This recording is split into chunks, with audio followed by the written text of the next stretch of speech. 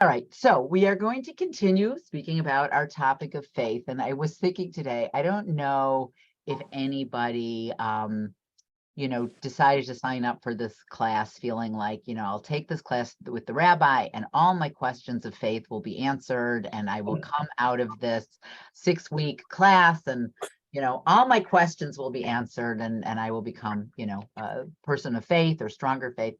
So, and if that's what you thought, I'm sorry to sort of disappoint you. I don't think that if it happens, fantastic. That isn't actually really the plan of the class. The plan of the class is to really talk about different ways our tradition has dealt with the various issues of faith. Sometimes about what Judaism thinks about faith, but because, sometimes my husband will say to me, the thing that I can't stand about Judaism is it says everything and its opposite. So I don't really think that Judaism says everything and its opposite. I actually don't think that that's true.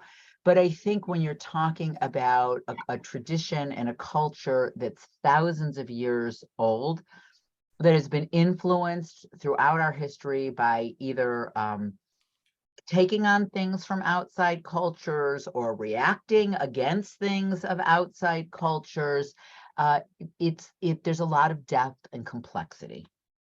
And Rabbi Frankel used to say, when anything new was introduced to Judaism, he would say the first reaction is it's forbidden.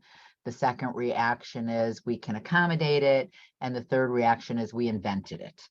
So there are a lot of examples of that within our history. I'll give you like probably the least known and but most famous is Seder, right? A dinner, like a formal dinner with questions and responses and food items that trigger conversation was actually based on the Greek Symposium, and they would have dinner parties like this, where people would come and there would be a topic of discussion, and it would be over multi-courses, and different foods would trigger, and people were supposed to come with questions. And when we think of what could be more Jewish than the Seder, I'll give you a different example, kneeling for prayer. We think of kneeling for prayer as very Christian. None of us would ever kneel for prayer. But in ancient times, Jews kneeled or bow or were either prostrate on the floor or kneeling in prayer. I don't know why the historical reaction came against that, so we don't do that anymore. But there are things that we adopt. There are things we react against. This has actually nothing to do with what I said about historically adapting, but this is something that I've been really thinking about for the last week. So I was at the Rabbinical Assembly convention last week, and it was markedly different. After 32 years in the Rabbinical Assembly, it was really different after 3 years of COVID than any convention that any of us had ever attended. Dress was casual. Why it hadn't been casual before, don't ask me, I have no idea. And really the whole focus was on caring for the rabbis, caring for our spiritual needs, emotional needs. There was chair massages, like just it was lovely. And the davening was fantastic. Fantastic. And it was very musical with a lot of contemporary music. It had guitar, it had percussion, it abbreviated some of the prayer services so that we would have time to be able to really sing and not go overly long. And I thought, Am Yisrael did this 10 years ago. This is not the first time. I feel like this is the history of our congregation. But changes are made, and it takes the rest of the movement 10 years to catch up. Some of the old timers were a little bit taken aback by the prayer services. They were not really thrilled about closing their eyes or chanting. But it was just as an aside, and I think I want to, share this when the search committee gathers with them, but it was very interesting to me to see these changes take place amongst the rabbinic leadership, but things that we've been at Am Yisrael been doing for years and years. So, a different generation is going to look at prayer so differently. and how that manifests itself, and what children are going to think is normative prayer, it's going to look very, very different than my grandmother, who told me she likes the English when it says thou. That, religious language, when you speak to God, should be formal. It shouldn't be, it should have a formality to it because you're talking to God. So, in just a couple of generations, the way we look at things have changed. So back to faith. So what are, it's hard because I'm looking for one specific answer, but what are some of the challenges to faith?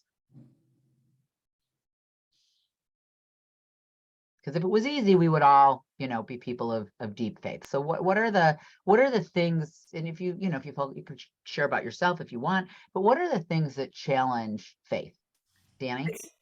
The reality. Okay, so want to give me an example? Well, like that book said, bad things happen to good people. Okay, so evil for sure, right? Evil. Why there's suffering in the world, why there's evil, and particularly why people that don't seem in any, or don't, let's say ones that don't in any way. Of course, the whole book of Job is about this, right? People that don't deserve bad things happen to them, but bad things happen to them. So the existence of evil is probably the greatest challenge to face. Bye. Judy? To have trust in something that you can't see, you haven't experienced, maybe no one else can tell you that something's happened, and how do you just jump and say, yeah, okay, I'm going to go with that? So that was the answer I was looking for. Not knowing, right? Not knowing. Even evil, if we knew, right? If we really knew there was a plan, and this is how it works in the plan, and this is what God wants, like, it might still be, painful or hard to accept, but all of these unanswered questions, and anytime anybody tries to explain why evil exists in the world, the underpinning of the question is how does that make sense? What kind of God would do that? Like, it's hard to find a satisfactory answer, but the fact that we can't see, feel, touch, not in a physical way, not really knowing. And as I said, there are people of faith, like most of the people that I know like this are actually Christian, but there are people that really know that God is acting in their lives.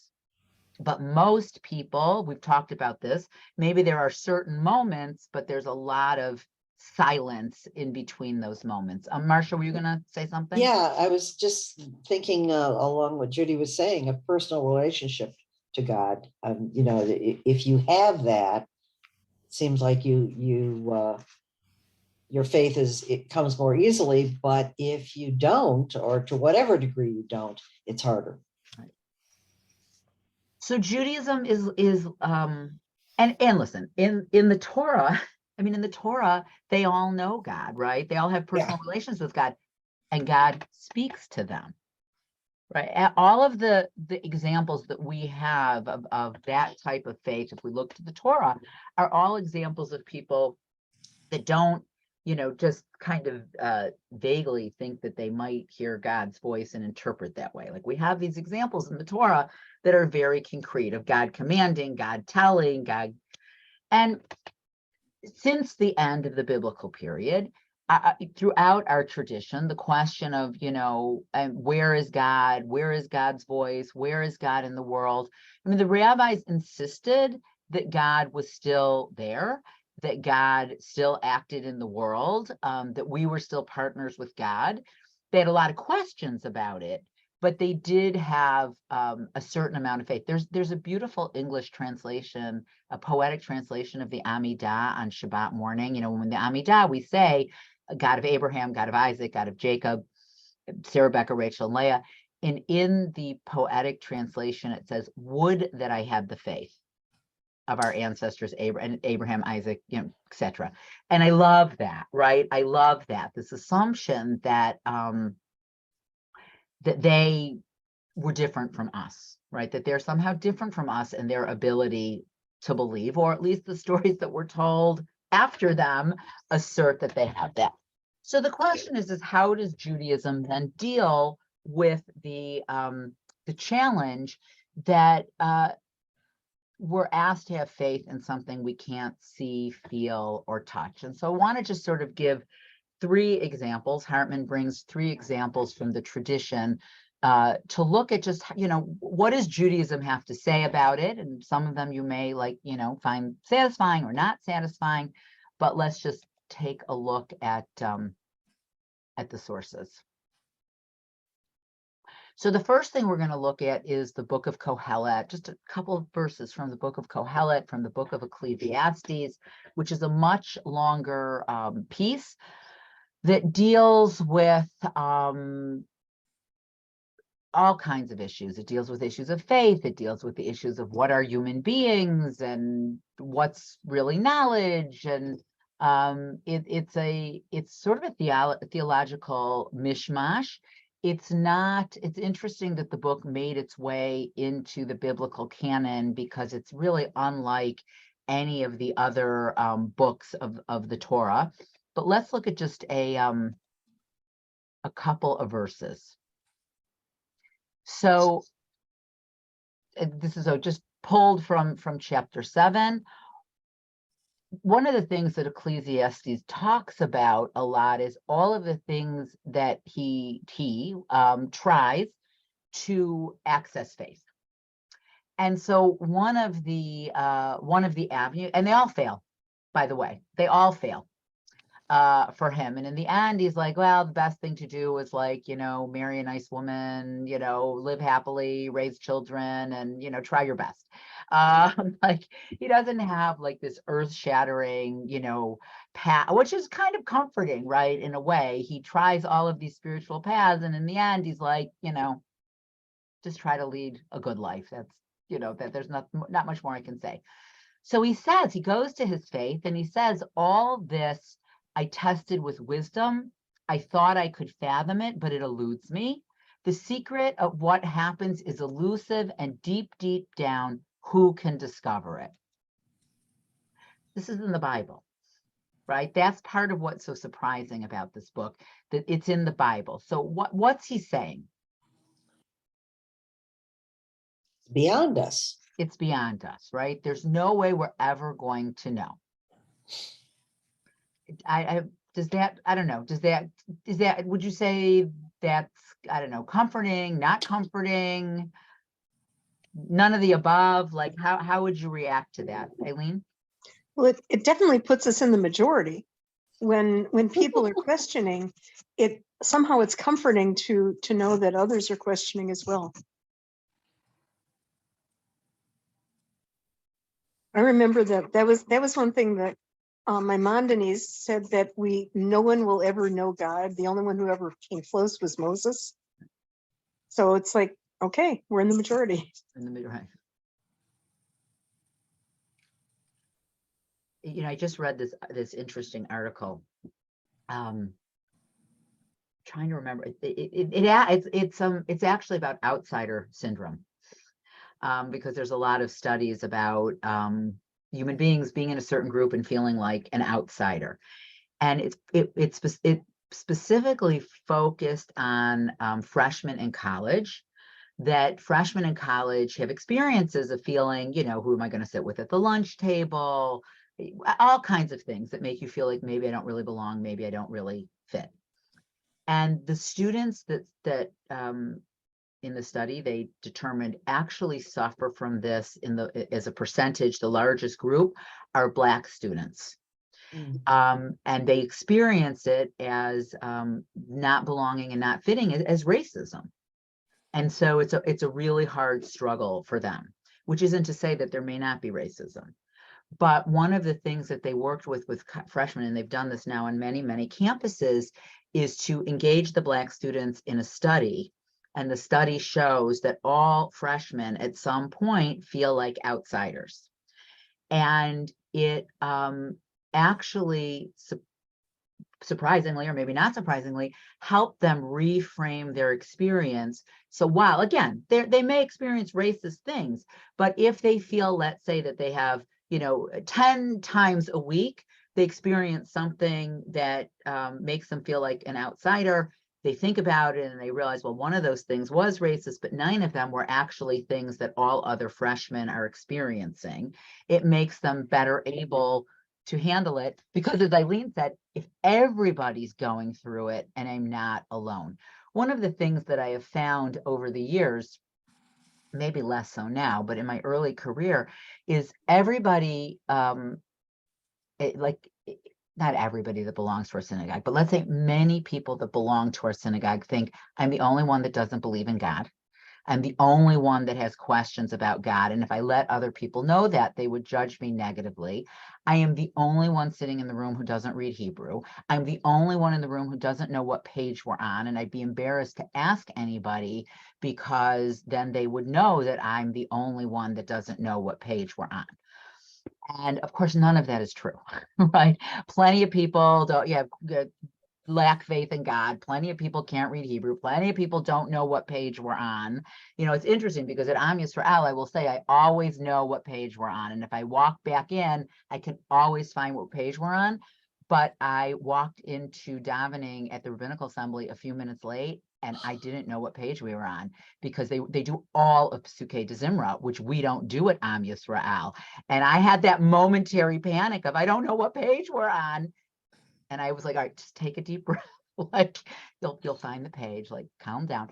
But I still have that. And it's like, oh my God, like, it's like, so Ecclesiastes could be comforting in that he's assuring us that like, nobody's going to know. Like you can't possibly be the only one because nobody knows. Anybody else want to say anything about this Ecclesiastes little piece? Okay, so we're going to look at the next source, which says it's actually a little teeny piece of Pirkei Avot. I actually, if it was me, I probably would have brought the whole piece, but they talked about just the beginning. And one of the ways that Judaism deals with, well, we say this all the time. You've probably heard this all the time. It's not important what Jews believe. It's important what Jews do, right? So we're going to just push belief. We're not going to talk that much about it. Like, yes, we'll do the Yigdal on Friday night or at our congregation, only on the high holidays where we talk about all of the things we believe to be true about God. We'll say it in Hebrew. We'll never discuss it. And you'll sing it to a nice tune and you won't even know what you're saying. But okay, if on some level there are things that we can never, ever know, then maybe, our tradition might suggest, so then let's not spend so much time worrying about it. So what do we do instead? So we're going to look at this little piece from Pirkei Avot, which is part of a much, much larger piece. Moses received the Torah at Sinai and transmitted it to Joshua. Joshua to the elders to the prophets, and the prophets to the men of the great assembly. We don't really know much of anything about the men of the Great Assembly. They're referred to as the Anshe Knesset Gedolah. Our tradition sort of sees them as the forerunners of rabbinic Judaism. So the chain of tradition at a certain point, which isn't so important to our topic that we're talking about, but at some point, our tradition sees this chain of passing on from someone who has had some form of divine revelation, which would be Moses and Joshua and the prophets, to a different type of human being who adjudicate law and interpret Jewish law, but are not they themselves part of the prophetic tradition that's hearing divine wisdom from God. So, so it's a very important transition, right? So they're talking about, so first of all, what does it mean Moses received the Torah at Sinai? What do we mean when we say that? Depends on who you talk to. Depends on who you're talking to. Okay, so what do we think they meant? In the source that's 2,000 years old, what do we think they meant?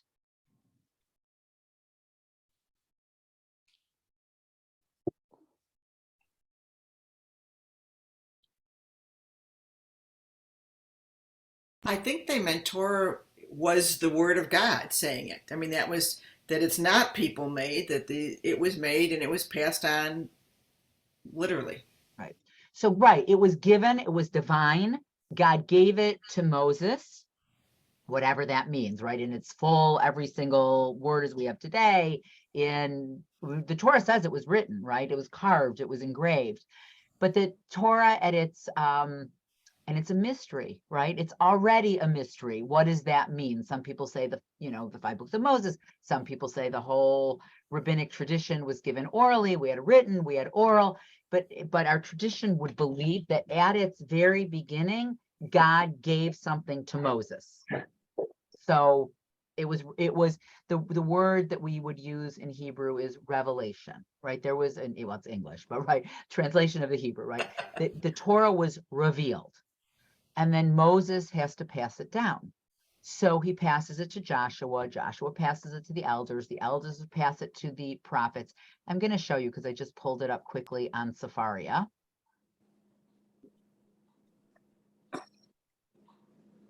And then there's teachings inserted, right? Be patient in justice, raise many disciples, make a fence around the Torah. And then it goes to Shimon the righteous, and then to Antigonus, the man of Socho, and then Yossi ben Yoezer, and Yossi ben Yochanan, etc., Yahshua ben Parchia. So the Torah is passed from generation to generation, first through people like the prophets who are receiving their own divine revelation and have a relationship with God that is direct. But eventually it's passed on to the generation of people that are not having any type of revelation from God. And their job is to take it, and they have their own little teaching, their own little suggestion, and their job is to keep it and pass it on to the next generation. Right? All the way really to us, right? All the way really to us. So what is this? Why did Hartman, I know because they told me in the teacher's guide, why did Hartman bring this source, do you think, in talking about faith?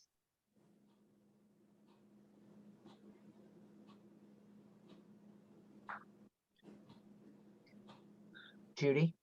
Well, it directs things back to Moses, who we are supposed to believe is the one who had this great connection with God. And so even though we're very far removed from that, if we can keep being reminded, Moses got this from God, that it's So it connects us to the source, right? The source of, we may not have heard the word of God, but, of course, that's also a faith statement, right? But Moses did. What else, Eileen? When people buy a great piece of art, they like to have the provenance to know that it's a true piece. So maybe this is value added, that this we have the provenance on Torah, that it came da da da da da da da.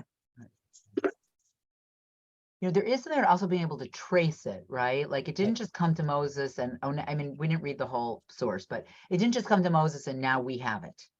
Like there's all the people that came in between, right? It takes us to about 2,000 years ago, but it also establishes rabbinic authority, right? You want to know why we can now rule and why we can make all these decisions and why we can make all of these laws, because we are in the direct line from Moses. It was handed down to us. One of the beautiful sentences at the end of the Torah in Deuteronomy, it says, Lo b'shamayim he, right? The Torah is not in heaven. So don't say, who could go to get it for us? It's too far. How could we get it?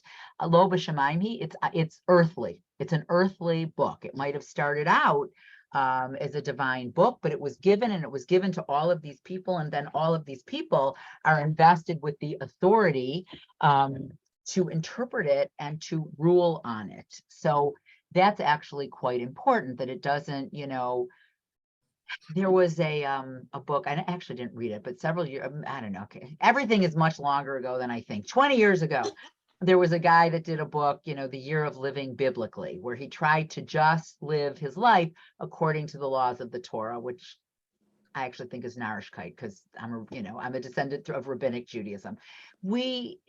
That's not how Judaism is practiced. Or as my husband likes to say when he's teaching at DePaul and he's teaching about Judaism, Rabbinic Judaism is Judaism.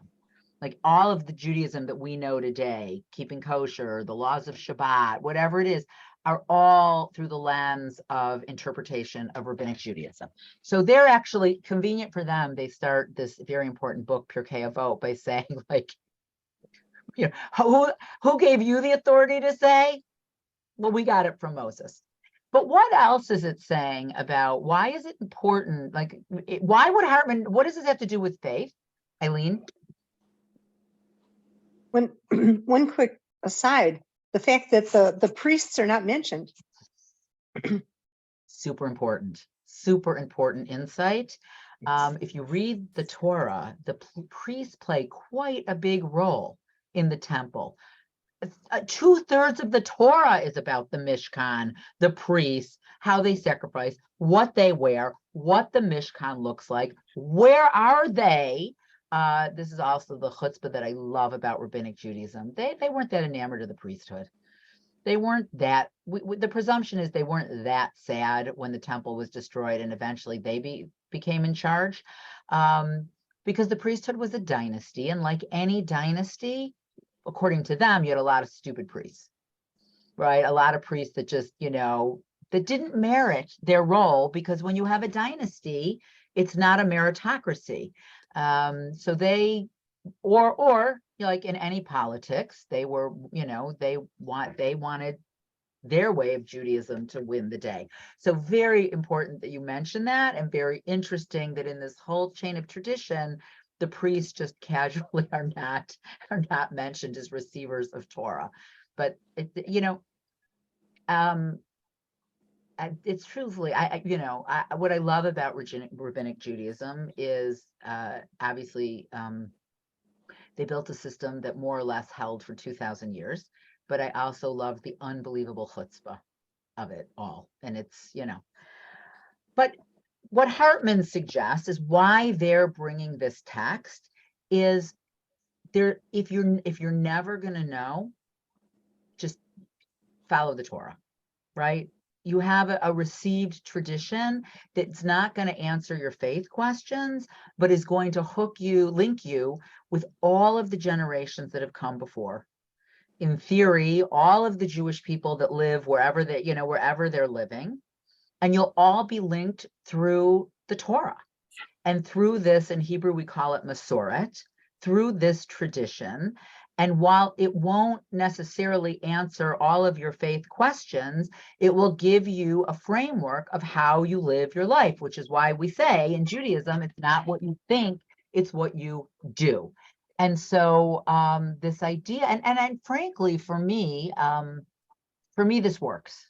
Doesn't work for everybody, but for me, this works. This sense of, this chain of connection, that that links and that links the importance of the Torah for all of these thousands of years, because the Torah is still with us. We are still studying it. It is still, I've shared the story so many times, but again, many years ago, probably in the 90s, when there was it had to be the 90s because I was already at Am Yisrael, but when there was one of the last big waves of Jews from the former Soviet Union that were coming to the United States, and they, unlike earlier waves, were not necessarily Jews that were like conscientious objectors. Like they were not the refuseniks. They were not the refusenik generation like Sharansky, who stood up to the Soviets and studied Judaism. These were, a lot of these people were just people that were fortunate enough to have the opportunity to just leave and to get out, and so many of them came to the United States, and programs were set up, schools for the kids in Russian through Jewish organizations to teach them about Judaism, because they had no Jewish education. And for several years, Am Yisrael helped host a group B'nai Mitzvah for the students. And so I saw this for many years in a row, and it was so moving. So the kids it would be a group, right? So the kids would each learn a couple of verses of Torah. The kids would all write a speech, which were all amazing about, what their parents and grandparents did to give them this life in the United States. And when we would take the Torah out of the ark and we would walk with the Torah, the first thing is nobody would move because they didn't know. Like they didn't know that you touch your talit or your book. They didn't know. So they just stood there, respectfully, but they didn't know the choreography. But when their kids and grandchildren started to read Torah, everybody was crying. And that sense of like, why, right? Why? It's the same thing I saw over and over when we filled in letters of the Torah. Like people were I kind of hope more people would want to know what was in that Torah after they did it. That was a tad disappointing. But this sense of like this connection to this book. And so for some people, I'll never know could be comforting. For some people, or they could all be comforting, this sense that I'm connected to this thing. I don't know exactly what it means or why, but I feel myself to be connected. Does that work for anyone?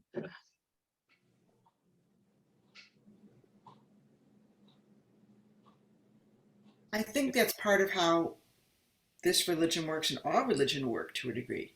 That sense of connection is what people need, and sort of the ritual keeps people sort of grounded. They, like you said, you can't keep track of the years, but I don't know how you are. I think of, okay, did this happen before or after the holidays? Was it near or after, year Right. to year, and let alone through the generations. Right. I thought about it in those first weeks of COVID when we thought we were flattening the curve and that it was going to end. It was the same period as the counting of the Omer, where we count between 49 days between Pesach and Shavuot. And in my mind, I thought, well, for sure, it'll be all over by Shavuot. And I'm not always good about remembering to count the Omer. And maybe because I was home and I wasn't going anywhere, it was easier to remember, as opposed to, but I was really good. And I thought a lot about like what it like, what the Jewish calendar means, right? How you like take these days. And for me, I kept thinking about like counting the Omer also did this overlay of for me of like, I need to sanctify these days.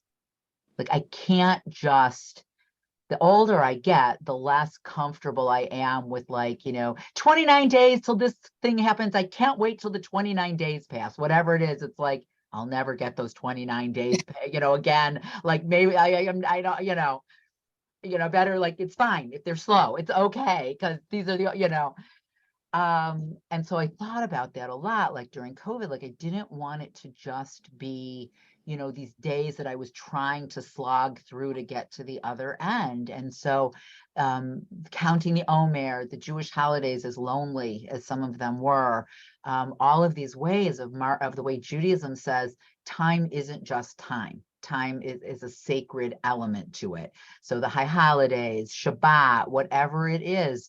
Rashi says in one of his commentaries about Shabbat that we're supposed to be thinking about Shabbat all week long, which means that let's say it's Tuesday and you're in the grocery store. I mean, he didn't say grocery store, I'm sure he said in the marketplace, and you see a nice piece of fruit. You should think to yourself, oh, I'm going to buy it and set it aside for Shabbat.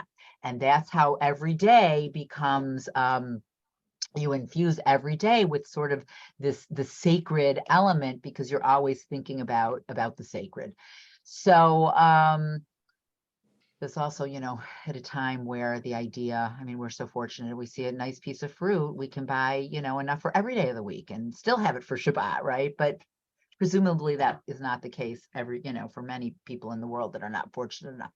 So the idea of using all of this to infuse your life with the sacred, with a tradition, with this Masorah, with this framework, even if you don't have the answers. or especially because you probably don't have the answer. So that's another way that Judaism approaches it. And we're going to look at one more text, which talks about sort of a different way of approaching it.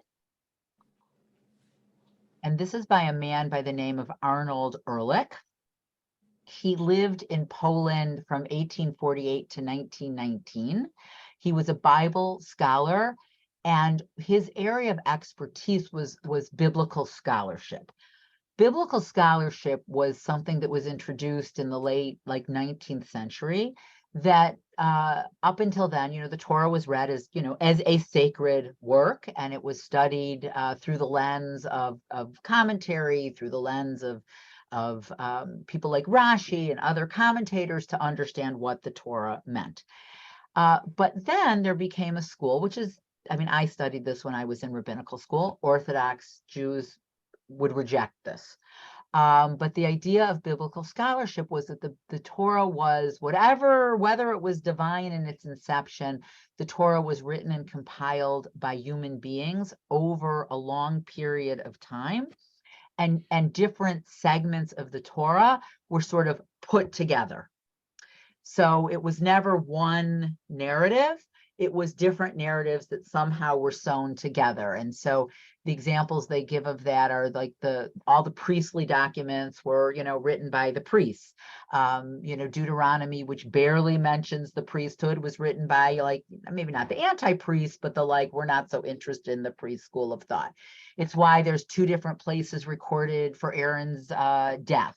It's why you have two stories in creation, one that talks about God creating, B'Tselem Demut Tavnito, men and women created in God's image, and then a story later on about Eve and the rib and all of that, is that there were just two different traditions, and they were both sanctified, and so everything was kept, everything was put together, but if you study it carefully, you can see the seams. And you can also use language and looking and comparing it to other ancient religions and cultures of that time to help better understand the Torah. One of the examples of that is the flood story. So lots of people in the ancient Middle East have flood stories as part of their cultures. So I remember Dan studied in this yeshiva for a while in our younger days before we were married, and an Orthodox yeshiva in Jerusalem. And they said, okay, so there are many flood stories. So that shows you that our story is true. And that could be one way to look at it. Another way to look at it is this area was flooded, and it was a big flood, and a lot of people died. And so different traditions developed it, differently. It doesn't mean that there was a Noah and an ark, or, there are all kinds of ways to look at it. But how each tradition looks at it can tell you something about us, right? Because we're very markedly different in the way we look at it. Gilgamesh, I think, is the ancient Babylonian one. It was just the gods were just being capricious, and they just were bored and whatever, and they created a flood. Where ours is, there was morality involved, right? God saw evil, God destroyed evil. So that's very different, right? That's a very different way of looking at God, gods versus God. So the whole idea of biblical scholarship is we actually learn something about ourselves from trying to understand this. And it's not something that we should be scared of or shy away from, because it enhances our knowledge of the text. But you could see why in Orthodoxy, if they're like, no, God gave the Torah in its entirety at one time to Moses, and this is, they would reject the study of that. So and so what happened actually also is it started with non-Jews first, and so that was considered, a big no-no. And some of them were anti-Semitic, so you can imagine that wasn't, something that was initially embraced. But over time, Jews also became biblical scholars, and so back to Rabbi Frankel, it's forbidden, we can accommodate it, we invented it, that eventually, even within Judaism, biblical scholarship became a recognized field. So he starts by quoting the verse from the book of Exodus. This is after the golden calf, and God just punishes the idol worshippers, and Moses asks God, to see. Moses wants to know more about God, and Moses says, "Show me, can show me your face." Even Moses, who knows more and sees more than anybody else, wants more, which is an interesting thought, even in and of itself. The man who we're told had, the only person who saw God face to face, asked God for more.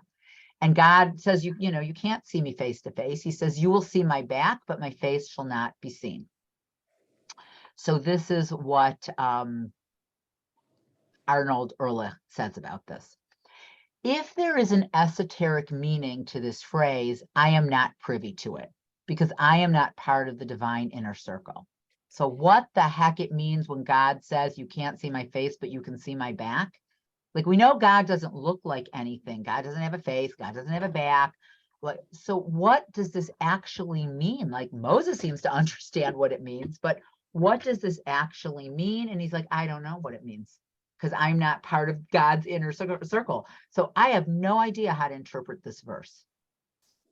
What I see in it reflects the words of a German sage who wrote the following, quote, were I to have stood in the presence of God, whose right hand was holding truth and whose left hand was holding the search for truth, and were I to have been given the choice of one or the other, I would choose the search for truth. So we're going to come back to this, but let's just stop there for a minute. All right, you're given a choice, right? God's going to give you the choice. You can either have the truth or you can have the search. What would you choose?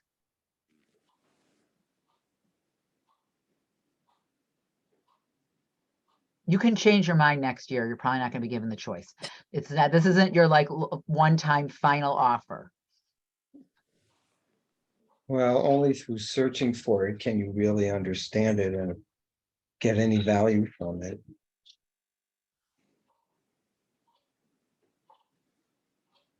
Marcia? And then the journey is life, because it seems to me if you get to truth, then you stop the journey. You're done. And there's no more work to be done. There's no more learning to be done. There's, I guess, an old Japanese saying that a stone can always be polished more. Eileen? When you're given something, it's kind of like the difference between giving a man a fish and teaching a man how to fish. There's joy in accomplishment, and there's satisfaction in what Marcia called the journey, which I think is an appropriate word. Anybody would, I kind of have to say my gut reactions. I think I'd take the truth. Like, I'd like the answers. I don't know what that would mean. I think about like the Garden of Eden, right? They've got this perfect world. If they only didn't eat from the tree of knowledge. But really, people do ask the question, like, how happy would you be in this? Would you be like in this little utopia where everything's provided? Yeah, I mean, I would be like, I don't know, like, give me a chance to try it and I'll let you know. Jody? But then does it go back to the beginning, which if you're given the truth, then forever forward you're having blind faith that you were given the absolute truth. Versus if you're searching for it, as you all mentioned, you're still trying to prove it. You're trying to support it all along, rather than just trust it and not think about it. It's God's words and there is no question. It's a blind faith. The thing that I think is fascinating about the Torah is the generation that was given the truth, right? God exists. God freed you from slavery. God gave you the Torah. God fed you with manna. How did they do as a people of faith? Not well. Okay. not well, right? They didn't trust, they wanted to go back to Egypt, they complained, they built a golden calf. You know, so it may be that human nature, like it's interesting. It's interesting, and it's interesting that that the Hartman didn't bring this as really, maybe because it's the whole Torah and it would be too much as a text. But the idea is that the very generation, I mean, Moses, okay, saw God more than any other living human being, but that generation saw God not like Moses, but more than any of us, more than any other generation ever, that first generation. And they were terrible. They were terrible. So, you know, there might be, it's interesting to think about, you know, the Torah did, whatever stones could be polished, the Torah didn't go, you know, polish over that generation. And so it's interesting to ask, even a generation, why is the Torah telling us that even a generation that experiences God directly cannot hold on to faith? So just something to think about. And I just will go back to that source for 1 second. So he says, not only is he going to quote this guy Lessing, who I don't know who he was, a German, probably biblical scholar, but a similar thing was said in the Mishnah. A single hour spent in repentance and good deeds in this world is more delightful than an entire lifetime spent in the world to come. They said this because one who arrives at truth, and thus in the life of the world to come, is now at rest from all striving, having arrived at the desired destination. And when one works towards something of supreme value, the striving itself is a greater good than the rewarded yield. It's just the same with the matter of knowing God and God's ways. Were a person to be able to ascend to the highest rung, bar none, what would that person do subsequently? Therefore, a human cannot see the face of God. Only God's back is shown to the God-fearing, so they will study, search out, and infer things about God's face from that back. Thus, they will strive all their days to know God with a full and clear knowledge, and that striving is their reward. Now, whether human beings actually spend their whole life striving to know God is maybe a different question, whether that's really true or not, or whether it's like, you know what? I'm never going to come to the answer, so I'm just going to put this over here and I'll work on other things. It probably depends on your personality and your personal makeup. But, you know, he's saying what all of you said is that the striving, that you can, you know, and that the more you strive, maybe things will be uncovered over time. Maybe you will learn more, or maybe your relationship will change with God over time, or maybe it won't. But it's that the word, the journey, right? I think Judaism, the word journey is a we're a journeying people. We're a journeying people. So the idea of that, you know, that journey, that there is no end. And if there was an end, what would the end even look like? Because there would always be more to know. So, Marcia? And that fits with the whole direction and concept of God. There's always more. It's infinite. If God were nicely packaged so that, you know, we saw it all, we're done. It loses that whole definition of God as being infinite and, you know, more than we can ever do, and that keeps us humble. But it fits with the image of God better. That, you know, you always try, and I really have loved the times that you've referred to Judaism as an aspirational religion, because that's certainly it lets us be human. It values the human. But again, if it was, yeah, you're supposed to get there. What do you mean you're not there? And I like this idea better. Barb? What you said reminds me a little of that old proverb about if you give a man a fish, he has dinner, but if you teach him to fish, he can feed himself for his entire life. And in a way, you know, we're given this element of choice and figuring it out for ourselves and learning it instead of just, served to us as being the truth. And in a way, it makes us humble, that we don't know it all. We have to figure it out, and that the value of doing it is in doing it, not in having it.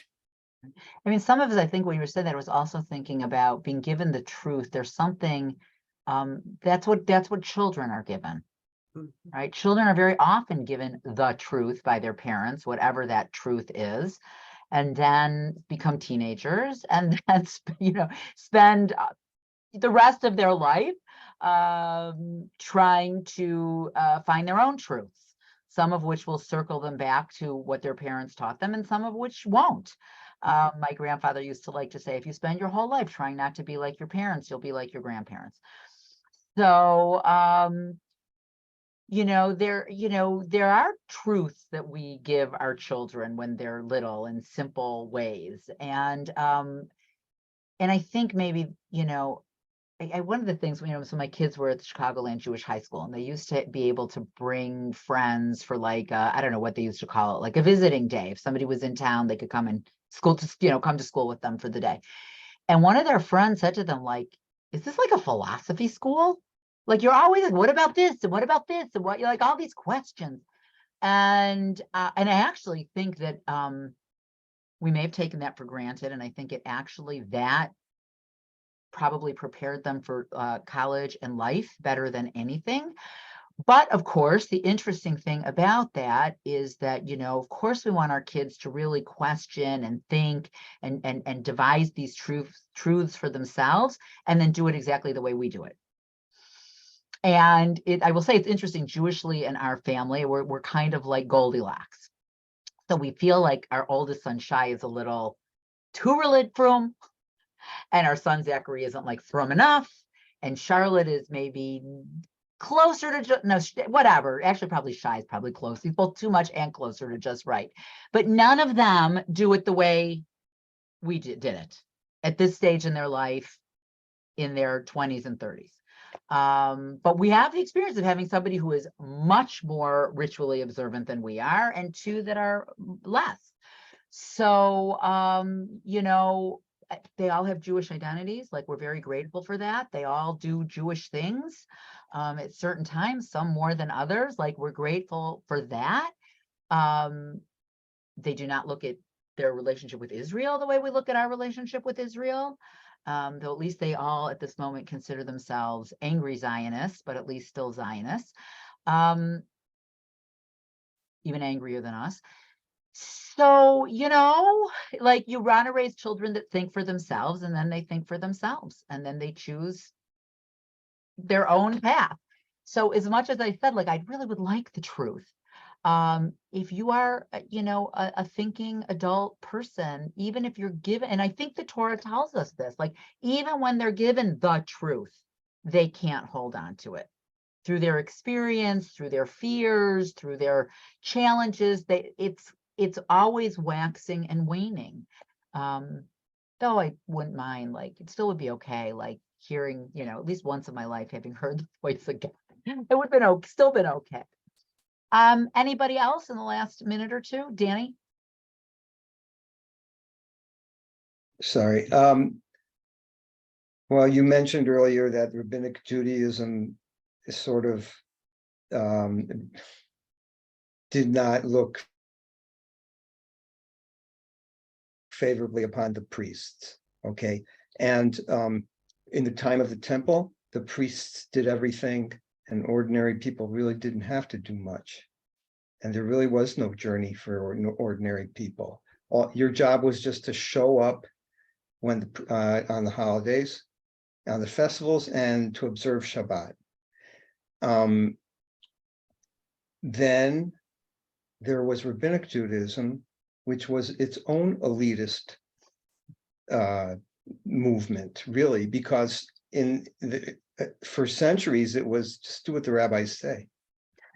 Again, the average person was not studying the texts And Hasidism is the reaction to that, right? And so so people are always eventually striving to be, they want to be, they don't want to be dictated to, they want to be challenged in their own right. It's interesting. That's my It wasn't Shabbat, so it was a looser thing about the musical instruments at the Rabbinical Assembly Convention, because it was not a Shabbat issue. But I was thinking, like, with the drums and everything, like, would this prayer, like, if our ancestors looked in on us, right? Like the shtetl Jews would look and say, this doesn't look like prayer at all. Like, what is this? But this group singing together, like, some of it words of Torah, like, maybe our ancient ancestors wouldn't find that, like, the tunes would be strange to them, but maybe the idea of people, singing verses of Torah, because some of the things that we sang, it's really like what we do at the synagogue. If you take one verse and you can sing it over and over and learn it, as opposed to like, here's 20 verses of a psalm in Hebrew, let's sing together.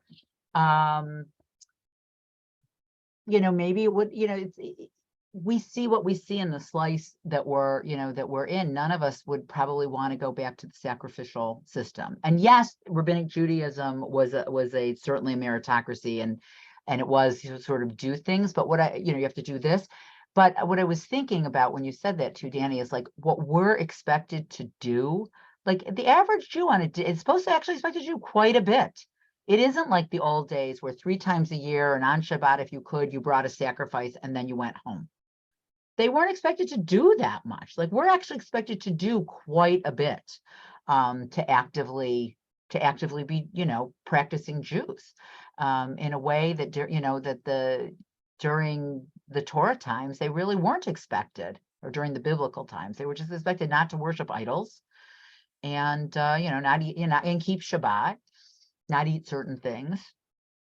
But, to be, it's a lot to be, to be Jewish. There's a lot to do. Anybody else?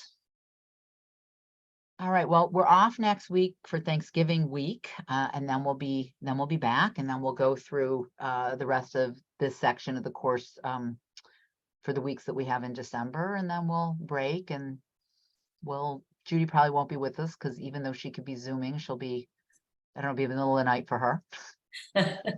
Not till February. Not till February, okay. I know, I'm not rushing you. I'm not rushing you. Don't go so fast. All right, everybody, have a wonderful Thanksgiving. Thank you, you too. Bye. Bye-bye.